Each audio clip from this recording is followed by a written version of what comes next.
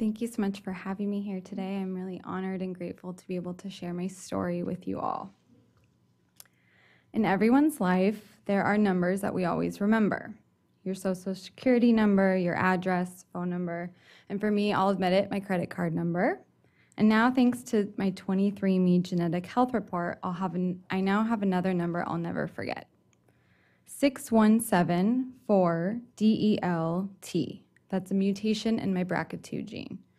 As many of you may know, and those of you who don't, this number means I have a very high increased risk of developing breast cancer and ovarian cancer in my lifetime. And according to my 23andMe results, estimates vary, but studies suggest that between 45 to 85% of women with a BRCA2 variant develop breast cancer by age 70, and 10 to 27% develop ovarian cancer.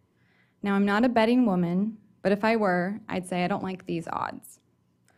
Obviously, getting this news is quite devastating, especially at the age of 30. But my story is a little different because I was never expecting to receive this news in the first place.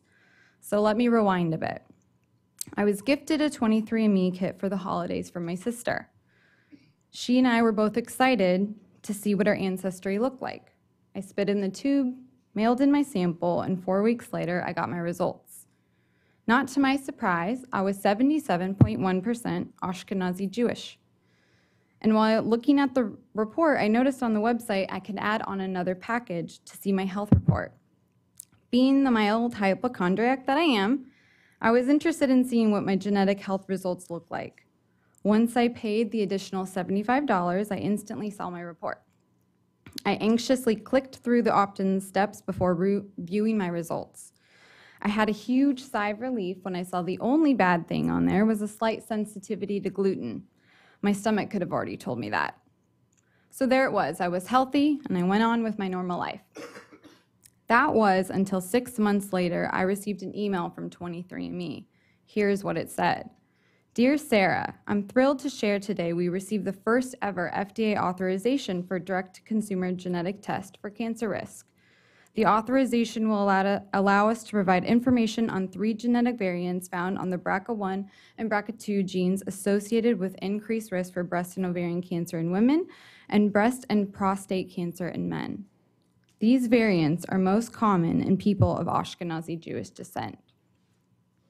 This was the first time I had ever heard there was a cancer gene commonly found in the Ashkenazi Jewish descent.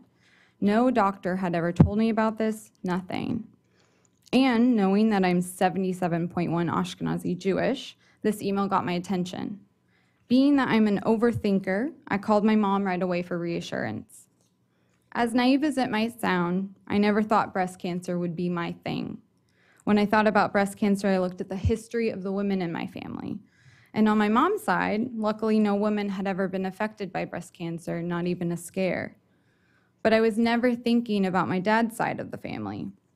And when I called my mom that day, we talked about my dad's cousin, Susan, who battled breast cancer and eventually passed away from ovarian cancer, and she had the BRCA2 mutation.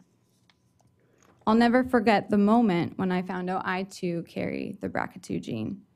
It was 2 a.m. on a Sunday night. I opened up my computer to check my results. When I saw the words "1 variant detected," my heart sank.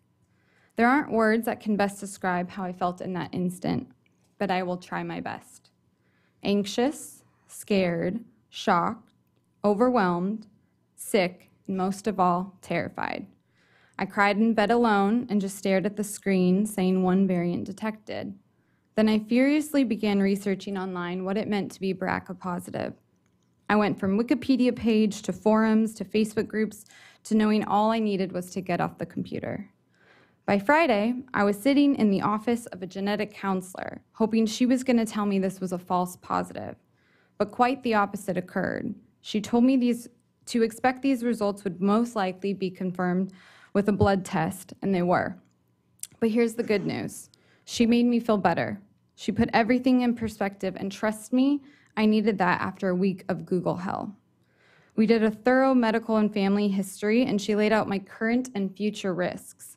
Knowing that my risk of developing breast cancer at age 30 was 10%, versus the very scary lifetime risk of 85% was a much easier pill for me to swallow.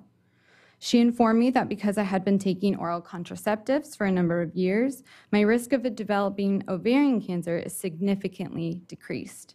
I guess I have to thank my mom for putting me on the pill in high school.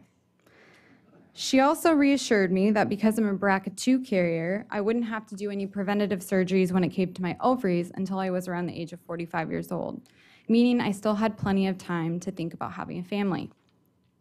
We then discussed what I could do in terms of my options going forward. Now I'm going to be honest, both options aren't great. They were scary and I didn't like either of them.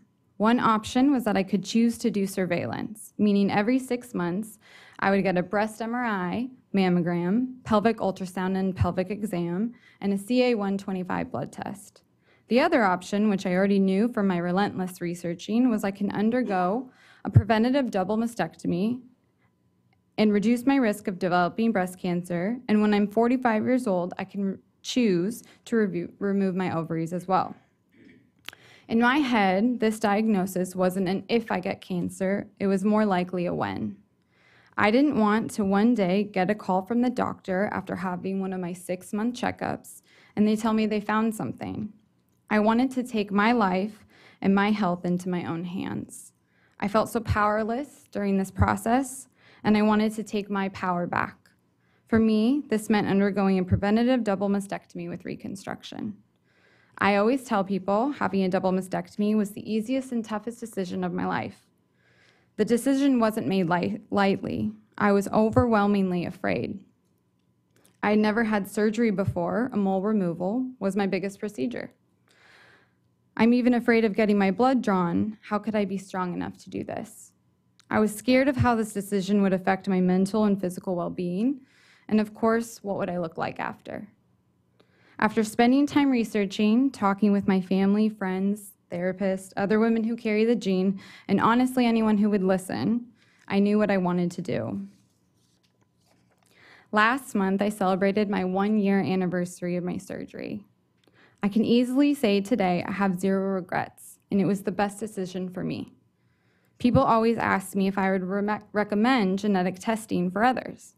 I tell them, make sure you really want to know the answer. It's like opening up Pandora's box. You can't unsee this diagnosis and you can't unknow this information. It not only affects you, but it also affects your family. It's a domino effect.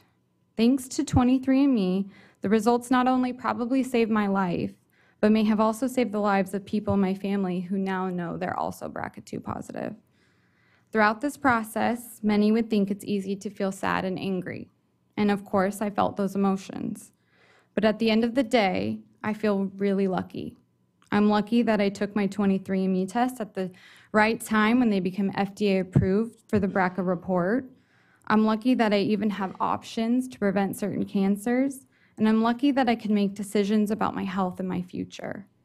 I'm a true believer that knowledge is power, and I've never felt more powerful. Thank you.